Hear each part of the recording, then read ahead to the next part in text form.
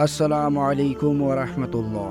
আল্লাহ তাআলার পরিচয়। আল্লাহ তাআলা আসমান, জমিন, সৌরজগৎ, আত্মার জগৎ, বেহিস্ত, দোজখ, ফারিস্তা, জিন, ইনসান, গোটা মখলুকাত অর্থাৎ জীব, জন্তু, কীট, পতঙ্গ এবং সকল কিছুরই স্রষ্টা। তিনি মানুষের ভাগ্যের নিয়ন্ত্রণ। তিনি সকল জীবের পালনকর্তা ও সংহারকর্তা। তিনি শেষ দিবসের বিচারক এবং মানুষের ভালো মন্দের প্রতিফল দেবেন। তিনি আদি স্রষ্টা। তিনি পুনরুত্থান দিবসের জিন ও ইনসান উভয় জাতির সঙ্গে প্রকাশ্য সাক্ষাৎ দেবেন, আর মানুষ তখনই পুরোপুরি উপলব্ধি করতে পারবেন তাহাদের স্রষ্টা যেমনই মহান তেমনি কঠোর। তিনি মানুষের মাবুদ। তিনি স্তম্ভবিহীন আসমান মাথার উপরে রেখেছেন ভাসমান। তিনি ভূমিকে বিছানার আকারে সমতল করে সাজিয়ে পানি দ্বারা সিক্ত করে রেখেছেন,